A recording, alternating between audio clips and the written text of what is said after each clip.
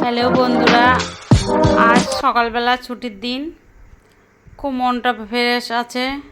আমি বেরিয়ে পড়েছি, আমি আর আমার ছেলে এখান থেকে ঠাকুরনগরের উদ্দেশ্য। আমরা যেহেতু বাপের বাড়ি শ্বশুরবাড়ি দুই বাড়িতে মতুয়া, ঠাকুরনগর যাওয়ার দীর্ঘদিনের শখ, যাওয়া হয়ে ওঠে না। ছেলেকে নিয়ে বেরিয়ে পড়লাম। খুব সকালবেলা বেরোতে হয়েছে, এখান থেকে অনেকটা দূরের পথ, নবদ্বীপ থেকে আমি যেতে হবে আমাকে। আর রানাঘাট যেহেতু আমার বাপের বাড়ি, ওখান থেকে আমার ভাই, পিস্তত ভাই, আমার কাকাতো বোন, ওদের সঙ্গে কন্ট্যাক্ট করে নেবো, ওরা যাচ্ছে।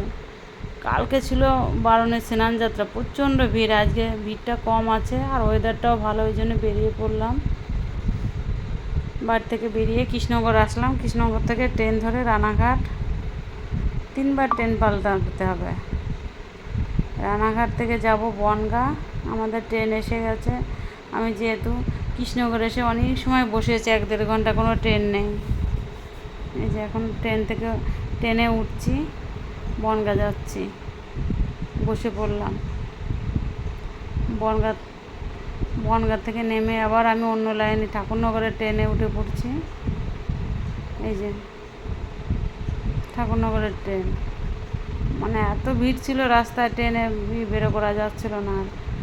আর পাশে ট্রেন থেকে বসে বসে একটু ভিডিও করতে করতে যাচ্ছিলাম। বনগাঁর গাছপালা এত সুন্দর, বনগাঁ এটা স্টেশনটা খুব সুন্দর।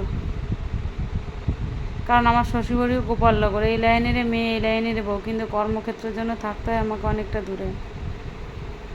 আমাদের আরেকটা ট্রেন ধরার তাড়া, আমাদের ছুটতে হচ্ছে আমাকে। ছেলে ভিডিওটা করে নিচ্ছে ফাঁকে। আমি চলন্ত সিঁড়িতে উঠে যাচ্ছি, ট্রেন দাঁড়িয়ে আছে আমার।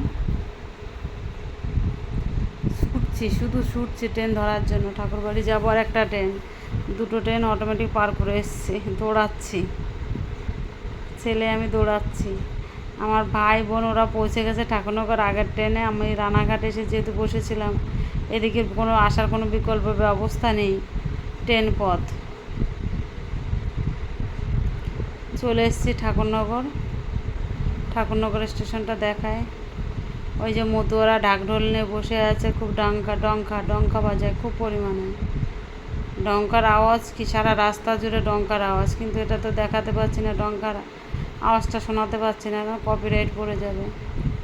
চলে এসেছি ঠাকুরনগর মেলার ভিতর, বারুণী মেলা যেটা বলে আর কি। ওই যে নাট মন্দির দেখা যাচ্ছে, খুব ঠাকুর, হরিচাঁদ গুরুচাঁদ ঠাকুরের বাড়ি। আসল বাড়ি ওদের হচ্ছে ওরাকান্দি, বাংলাদেশে আমার শ্বশুরবাড়ির পাশে। আর এইখানে বাংলাদেশে আমার শ্বশুরবাড়ি যেখানে ছিল সেখানেই ওরাকান্দির মেলা পাশেই হয় আর কি, একদম। আর এখানে ঠাকুরনগর হচ্ছে, ঠাকুরনগরের মেলাটা প্রথমে একটু ঘুরে দেখি। এই যে আমার ভাইয়ের সঙ্গে দেখা হয়ে গেছে। মেলায় আজকে একটু ভিড়টা কম, কালকে নাকি প্রচণ্ড ভিড় ছিল। আর সকালবেলা বৃষ্টি হয়েছিল, ওয়েদারটা ভালো আছে আজকে, কিন্তু কাদা আছে। ওইদিকে নাটবন্ধের দিকে বললো যেমন খুব বাতাসা ছড়ায়, আমিও বাতাসা ছড়াবো মনোবাসনা পূরণ করার জন্য। বাতাসা ছড়াবো, আর দুধ পুকুর আছে এখানে, পুকুরটায় যাব। পুকুরে, যে পুকুরটা মেন ছিনানো হয়, কামনা পুকুর আর কি। মনস্কামনা পূরণ হয়। তোমরা যে যার মনস্কামনা পূরণ করবে সবই নাকি সফল হয়। যাচ্ছি আমরা ওইদিকে, যে ডঙ্কা বাজাচ্ছে সব। আমার ছেলে ঘুরছে মেলায়।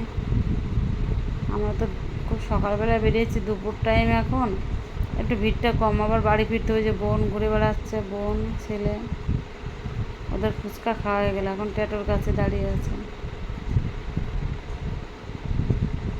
অনেকে ঘুমোচ্ছে মেলার মাঠে, ওদের কালকে 2 রাত ঘুম হয়নি। এই রেস্টুরেন্ট প্রচুর বসে গেছে।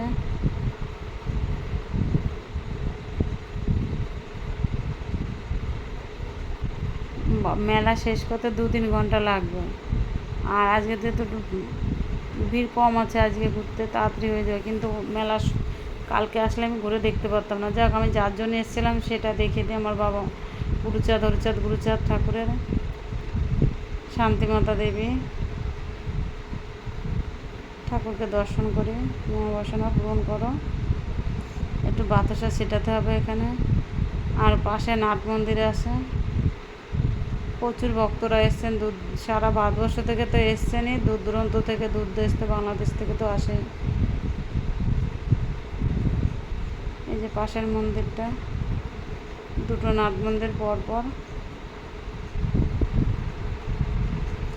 পুরো রাস্তায় একটু বৃষ্টি হয়েছিল আর বাতাসা সরিয়েছে, এত কোনো রাস্তাতে হাঁটা যাচ্ছে না, মানে এত পিছল হয়ে গেছে রাস্তাঘাটে। যে কামনা সাগরে গিয়ে আমি একটু হাতে মুখে একটু জল দেবো, এই যে যাই, কিন্তু এই জলে স্নান করতে পারবো না, জলের অবস্থা খুব খারাপ।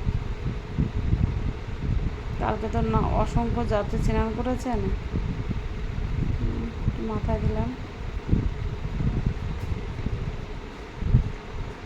এই যে মেলাতে আমরা একটু ভিডিও করছি।